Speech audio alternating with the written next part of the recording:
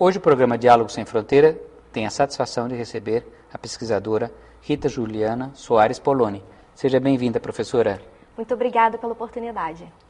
A Juliana, ela tem uma formação bastante peculiar, porque ela iniciou-se como estudiosa da História, fez um bacharelado e licenciatura em História na Federal do Espírito Santo. Isso. Depois seguiu em Arqueologia no mestrado e doutoramento em Portugal.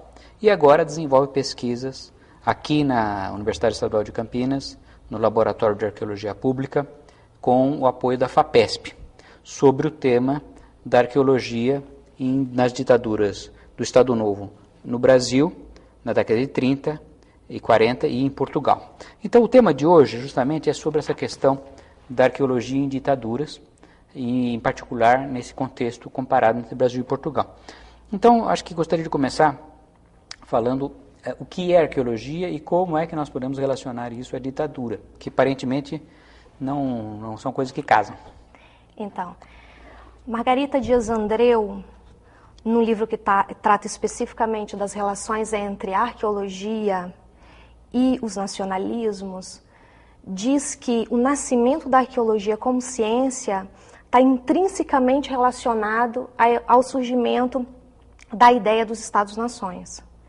Então, com o desenvolvimento das ideias relacionadas à formação dos Estados-nações no final do século XIX, nós temos surgindo em conjunto a arqueologia como ciência. Então, se à primeira vista pode parecer que relacionar arqueologia com ditadura possa parecer algo estranho, artificial, a Margarita Dias Andreu nos diz que não. Que como a arqueologia está desde o seu nascimento relacionado com a política de Estado, tratarmos das relações entre arqueologia e ditaduras é nada mais do que natural. Quer dizer,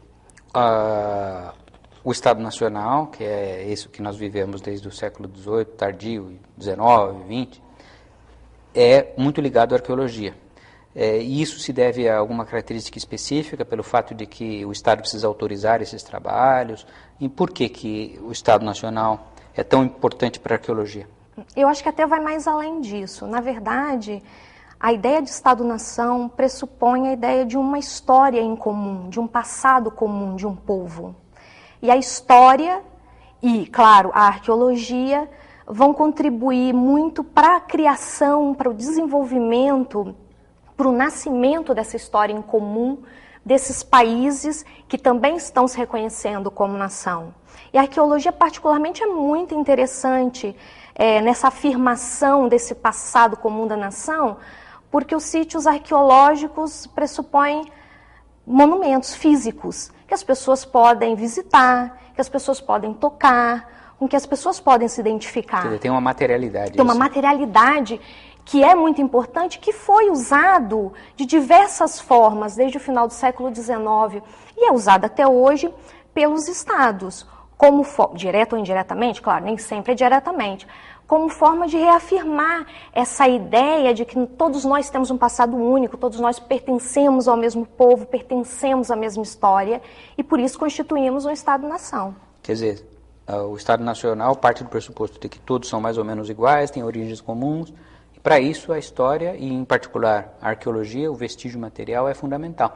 Sem dúvida. Agora, no caso específico das ditaduras, e as ditaduras da década de 30, desse nacionalismo entre guerras, entre a Primeira e a Segunda Guerra Mundial, eu queria que você falasse um pouco sobre, assim, no caso, quais as características dessas ditaduras. O nosso público é muito amplo e nem sempre inclusive tem noção dessas ditaduras. Eu gostaria que falasse brevemente do que foram essas ditaduras, no Estado Novo em Portugal e no Brasil. Então, são regimes ditatoriais, costumamos dizer de inspiração fascista, não é? Pressupõe um Estado forte, um Estado autoritário. Geralmente, ele está focado na figura do chefe de Estado. Esse chefe de Estado é uma figura importantíssima, no caso do Getúlio Vargas no Brasil, no caso de Salazar em Portugal, que aparece como uma espécie, muitas vezes, de salvador da pátria e de guia da nação, e que vai conduzir esse país para um futuro a que essa nação, por direito histórico, deveria ter direito a alcançar, mas que por qualquer razão anterior ao nascimento desse governo ditatorial, a nação estaria desfocada, estaria se distanciando desse caminho. E esses governos de inspiração fascista surgem como uma forma ou criam um discurso em torno do qual essa figura do chefe de Estado é aquele que vai garantir com que o Estado, a nação em questão, possa retomar o seu caminho para o progresso, né, para o seu caminho de grandiosidade. É como se fosse assim, como se fosse, digamos, para conseguir o seu destino tem que voltar a um tempo do passado glorioso. Exatamente. Esse é um ponto-chave quando nós pensamos as relações entre a arqueologia e esses governos ditatoriais. É preciso focar num ponto do passado, e aí depende muito de Estado, nação para Estado, nação, de país para país, de momento histórico para momento histórico, mas é preciso voltar num ponto do passado em que essa nação se reconheça como uma nação, ao mesmo tempo, de um povo único, de um povo que se identifica, de um povo que é grandioso. É preciso fazer um salto para o presente, que é o presente em que as pessoas estão a viver esse Estado autoritário, mas ao mesmo tempo salvador. É preciso confiar nesse Estado e é preciso vislumbrar um futuro. É o futuro que este Estado nacional dará à nação ou ajudará a nação a alcançar. Quer dizer, é interessante que, pelo que você está falando, o presente, que era a ditadura, uma ditadura concreta, ela projeta um futuro que será melhor, mas para isso ela precisa desse passado. Inventar esse passado. Inventar esse passado. É preciso inventar o passado. E como que a arqueologia, por exemplo, no caso de Portugal, nesse período, como é que a arqueologia foi, tanto no Portugal quanto no Brasil, foi nesse momento utilizada por essas ditaduras? Então, eu acho que esse tema de pesquisa é particularmente muito interessante, porque se nós formos comparar a utilização que os estados nacionais, que os governos de inspiração fascista na Itália e na Alemanha, por exemplo, a forma como eles utilizaram a arqueologia durante os governos de inspiração nazifascista e a forma como a arqueologia é vista nesses governos de inspiração fascista em Portugal e no Brasil é completamente diferente. Isso é importante. Porque na Itália e na Alemanha nós temos uma utilização clara da arqueologia com o propósito de reconstruir, de inventar, de criar esse passado nobre, esse passado grandioso da nação, né? Nós temos, por exemplo, na Itália, o Mussolini reconstruindo a Via dell'Imperio, por exemplo, né? Buscando o passado romano, né? Buscando no passado romano a grandiosidade do povo italiano. Nós temos na Alemanha, por exemplo, uma atenção especial dada aos estudos de pré-história relacionados ao passado ariano, ao passado dos germanos, germânico da Alemanha. E então a arqueologia tem um papel claro, um papel político claro nessa construção do passado grandioso desses estados totalitários. Em Portugal, nós não temos, por parte do Estado português, do Estado salazarista, uma importância muito grande dada à arqueologia. O passado que o governo português ditatorial quer reconstruir é o passado das grandes navegações. Esse homem grandioso, esse homem português grandioso, é o homem relacionado aos descobrimentos, aos chamados descobrimentos. Então, há, por exemplo, uma atenção muito grande dada à reforma de monumentos, de marcos patrimoniais, que são considerados muito importantes para o país nesse período, e a Direção-Geral dos Monumentos Nacionais, por exemplo, promove uma série de reformas e de reconstruções em monumentos, que, na verdade, mais do que uma reforma, é uma destruição e uma reconstrução de um passado a partir desses monumentos. uma valorização, por exemplo, do românico, do gótico, do manuelino, que faziam lembrar, que traziam a ideia daquele que o Estado, português. Exatamente, que o Estado queria reforçar, que era a ideia das grandes navegações. Não quer dizer de todo que a arqueologia não tivesse se desenvolvido nesse período. Os arqueólogos estão a fazer arqueologia na metrópole, estão a fazer arqueologia nas colônias ultramarinas, mas não com a atenção que a Itália e a Alemanha, por exemplo, dão à arqueologia dentro dos seus governos fascistas. No Brasil, nós podemos traçar aí um quadro semelhante. Nós temos também uma valorização do barroco, nesse caso, com a participação, por exemplo, de Mário de Andrade, que é um dos ícones do modernismo brasileiro. Então, esse barroco passa a ser o símbolo da nacionalidade que se quer reafirmar. É esse ponto no passado que a gente tem que buscar para lembrar o povo grandioso que nós somos. E nesse ponto, a arqueologia também não recebe um tratamento especial. Aliás, pelo contrário, nós temos, por exemplo, o exílio da figura emblemática da arqueologia no período pós-Estado Novo, que é o Paulo Duarte. O Estado Novo no Brasil em 1937, né? Exatamente. Pouco posterior a Portugal. Justamente isso me lembra uma questão, esse ponto que mencionou do Estado Novo, me parece essencial uma observação que é a seguinte. É lógico que em Portugal e no Brasil a atenção estava dada, digamos, à restauração de monumentos, de alguns períodos específicos, no caso do Brasil colonial, no caso colonial mineiro e no caso de Portugal outros períodos um pouco anteriores, mas a arqueologia está fora. Mas o que eu ia perguntar é o seguinte, em ambos os casos existe uma outra substância que a arqueologia também está presente, que é um período anterior, tanto em Portugal quanto no Brasil, mas que de alguma maneira também, que aí sim a arqueologia está presente e que se relaciona a essa especificidade da nação. No caso de Portugal, imagino que fossem os castros, ou seja, os antigos habitantes celtas do país. No caso do Brasil, os indígenas. Quer dizer, há uma certa necessidade de dizer, bom, mas existe alguma coisa além desse período, além disso que já estamos vendo histórico, mas tem alguma coisa lá no fundo também. Então, em que medida, eu perguntaria para a professora, em que medida isso corresponde, essa observação que eu estou dizendo, corresponde ao que realmente estava ocorrendo? É verdade. Nesse momento anterior, século XIX, começo do século XX, nós temos uma produção arqueológica voltada, de fato, para a busca desse passado da nação, de alguma forma. Em Portugal, nós temos uma discussão, que depois se arrasta durante todo o século XX, e que o professor já citou, e que se relaciona justamente com a pergunta, né, onde Portugal teria surgido na história, né? Se nós formos retomando o passado, onde é que nós podemos pôr o marco do nascimento de Portugal? Então nós temos uma linha que segue Alexandre Herculano e que diz que o Estado português nasceu como ato voluntário na Idade Média, não há nenhuma conexão com o passado pré-histórico.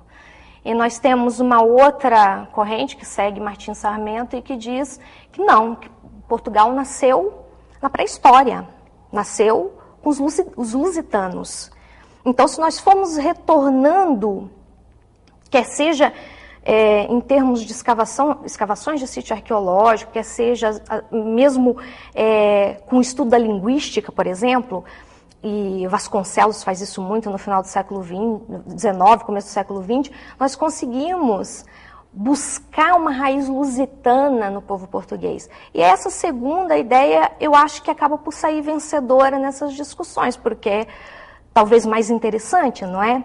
Porque dá mais profundidade histórica. Dá mais profundidade a esse povo, não é? A essa nação.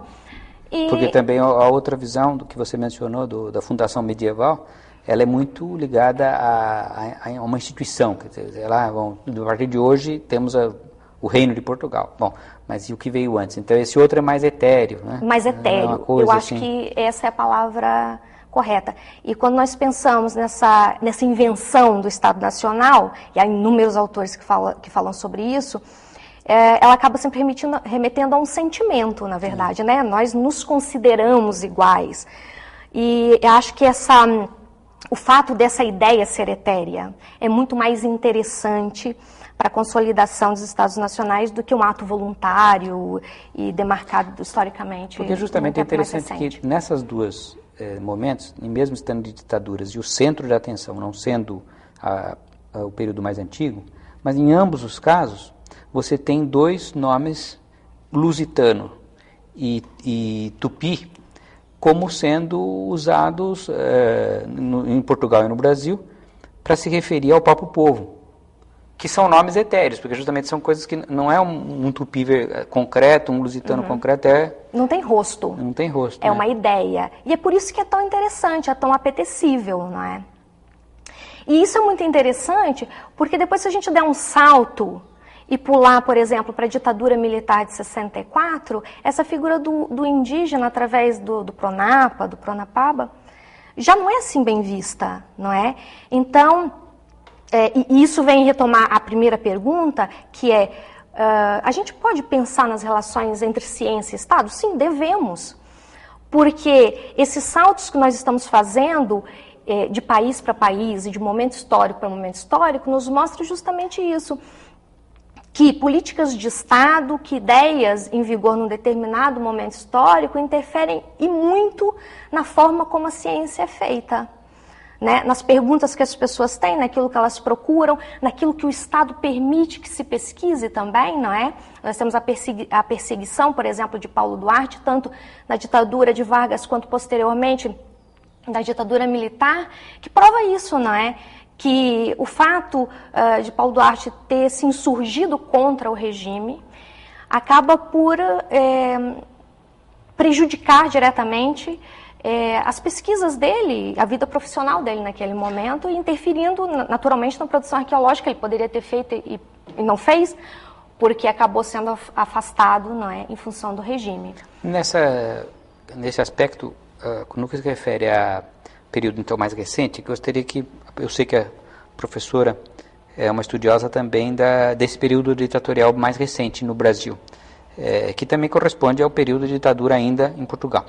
Então, eu perguntaria se nesse período já mais final do Estado Novo, década de 60, e no Brasil, com a ditadura militar, se isso conformou muito, quais as consequências para a arqueologia mais recente, eu diria, até atual, embora já faça muito tempo, tanto em Portugal quanto no Brasil, que tenhamos saído de ditaduras. Portugal foi em 75, no Brasil 9 anos depois, 84, mas de qualquer maneira, gostaria que falasse um pouco se acha que essa última ditadura nos dois países, esses momentos finais, ainda influenciam na arqueologia e como?